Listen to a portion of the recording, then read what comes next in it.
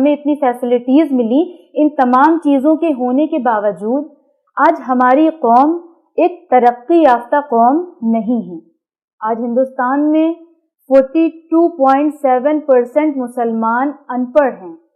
یہ اس دین کو ماننے والے لوگ ہیں کہ جس دین کی شروعات پڑھائی کے حکم سے ہوئی۔ اقرا، پڑھو، اپنے رب کا نام لے کر پڑھو۔ یہ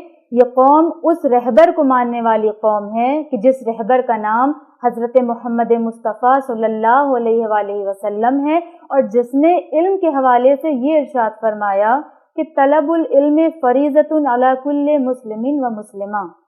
کہ علم حاصل کرنا ہر مسلمان مرد اور عورت پر واجب ہے۔ کبھی آپ نے فرمایا کہ علم حاصل کرو جھولے سے لے کر قبر تک۔ ایک دوسرے مقام پر آپ فرماتے ہیں کہ علم حاصل کرنے کے لیے اگر تمہیں چین کا بھی سفر کرنا پڑے تو تم کرو۔ ایک اور جگہ آپ فرماتے ہیں کہ تمہیں علم جہاں سے بھی ملے لے لو۔ لیکن ان تمام چیزوں کے ہونے کے باوجود آج ہم علم کے معاملے میں سب سے پیچھے نظر آتے ہیں، سب سے پیچھے دکھائی دیتے ہیں۔ کیا ہم اسی علی کے ماننے والے ہیں؟ کیا ہم اسی علی کے چاہنے والے ہیں کہ جس نے فرمایا العلم سلطان، کہ علم طاقت ہے، علم قدرت ہے؟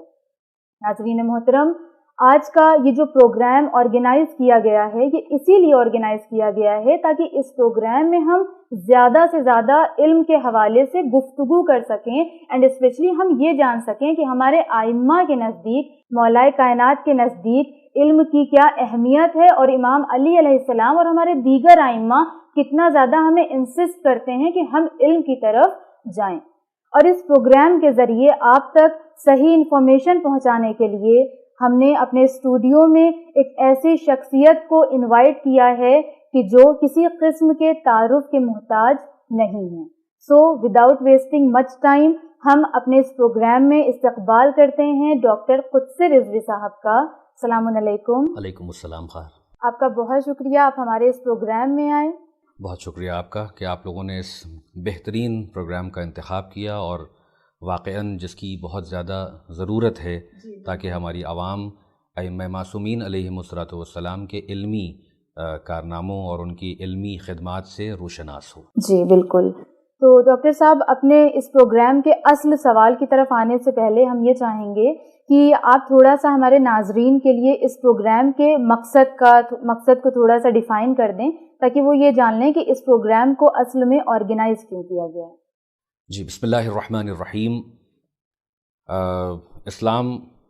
کے تناظر میں امیر المؤمنین علیہ الصلوۃ والسلام اور ماڈرن سائنس جو آپ نے عنوان قرار دیا ہے، یہ اول تو بہت ہی امپورٹنٹ عنوان ہے، اس لیے کہ اس پر یعنی گفتگو اور اس پر تبادلہ خیال کم ہوا ہے۔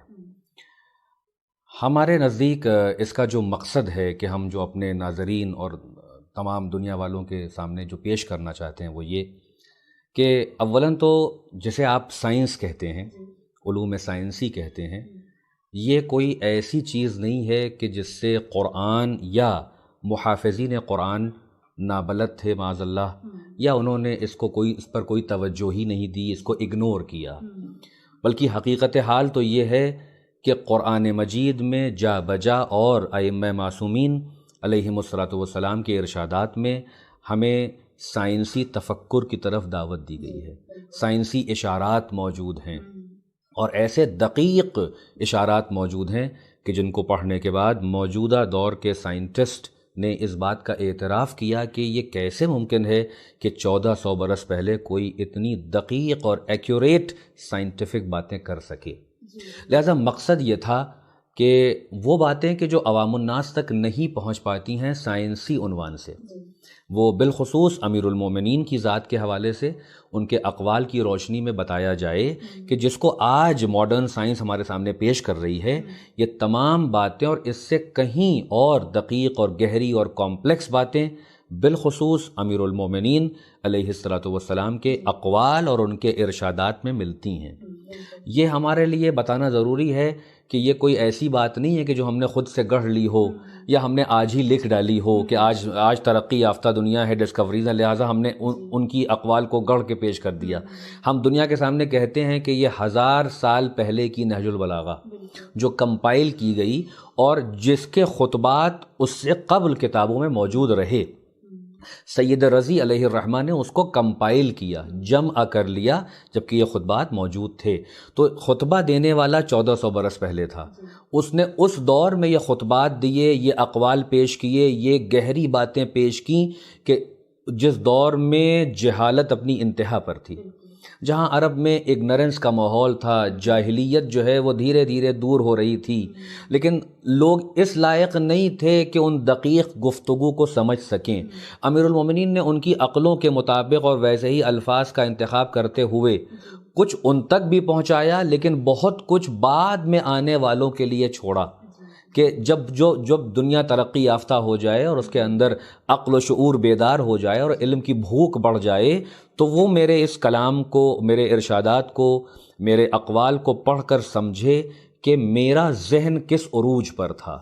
یعنی یہ کل علم کہ جن کے پاس اللہ نے اپنے علم کا جن کو مظہر بنا کے پیش کیا، انہوں نے انسان کی ہدایت کے لیے ایسے اقوال ہمارے سامنے پیش کیے کہ جن پر ہم کو غور و فکر کرنا چاہیے اور اپنی سائنٹیفک انکوائری کو ان کے اقوال کی روشنی میں رکھنا چاہیے، اور ان کے اقوال سے ہم بہت کچھ سیکھ سکتے ہیں تاکہ ہم مؤمنین کو، مسلمین کو، دنیا والوں کو بتائیں کہ اسلام نہ سائنس کا مخالف ہے، نہ سائنٹیفک انکوائری کا مخالف ہے، نہ سائنٹیفک ڈسکوری اور ایکسپیریمنٹس کا مخالف ہے، بلکہ وہ تو اپنے ماننے والوں کو اور تمام انسانوں کو علم کی طرف دعوت دیتا ہے اور کہتا ہے کہ تم علم حاصل کرو، اور ایک مقولہ دے دیتا ہے، بالکل ایک یونیورسل گائیڈ لائن کہ فَاسْأَلُوا أَهْلَ الذِّكْرِ إِن كُنتُمْ لَا تَعْلَمُونَ، پوچھو جاننے والوں سے جبکہ تم نہیں جانتے ہو۔ بقیہ لوگوں کے ہاں اگنورنس کو پروموٹ کیا جاتا ہے کہ زیادہ سوال نہ کرنا۔ یہ جو آپ نے ابھی یہ حدیث فرمائی کہ پوچھو جاننے والوں سے، تو کوئی یہ ایکسیپشن آیت نہیں قرآن، کیا ہے۔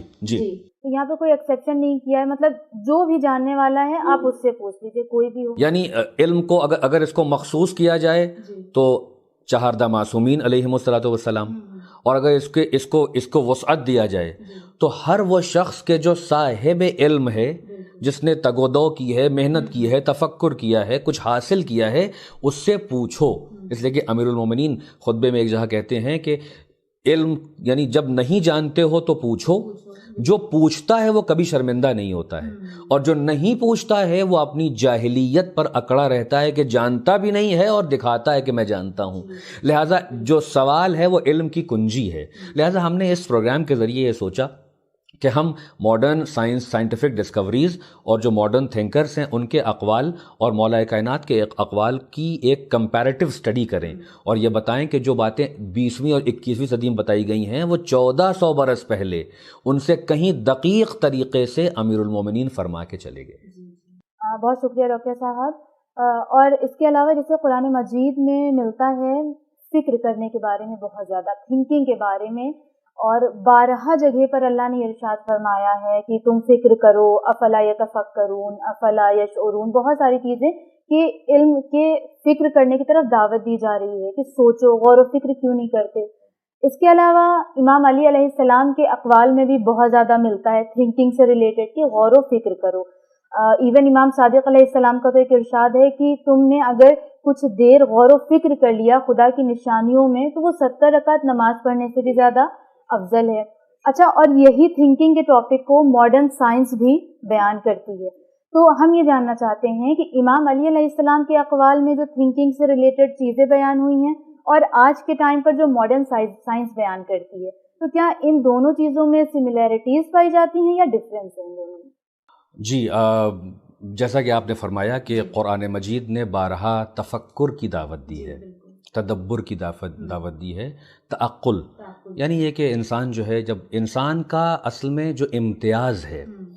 وہ یہ فقط نہیں ہے کہ وہ سوچ لیتا ہے، کیونکہ ماڈرن سائنس اگر آپ دیکھیں تو کارل سیگن ایک بہت ہی مشہور سائنٹسٹ، اسپیس سائنٹسٹ جنہوں نے بہت کام کیا ہے، انہوں نے یہ دریافت کیا کہ حتیٰ کہ جو اینیملس میں جیسے ایپس ہیں، منکیز ہیں، چمپینزیز ہیں، ان کے اندر بھی تھوڑا بہت تفکر پایا جاتا ہے، وہ بھی جو ہے وہ اپنے ماحول کے حساب سے تھوڑا بہت سوچتے سمجھتے ہیں، لیکن ان میں اور انسان میں ایک فرق ہے، ایک نمایاں اور عظیم فرق ہے۔ بعض جانور ہو سکتا ہے کہ وہ جو ہے وہ تھوڑا بہت اپنے ماحول کے حساب سے انسٹنکچول تھنکنگ کر لیں، ہے نا، تھوڑا سا کچھ ہلکی تبدیلی ان کے مزاج میں آئے، انہیں کچھ دیا جائے تو وہ سوچ کے اے سے بی کی طرف چلے جائیں، لیکن وہ مثلا ڈی سے سی، سی سے بی، بی سے اے اور اے سے کچھ نہیں، اس سیریز میں اولا نہیں جاتے۔ دوسری بات، ان کے یہاں زمین و آسمان کی خلقت، خود اپنے وجود کے اوپر غور و فکر، اپنے سماج کے اوپر غور و فکر،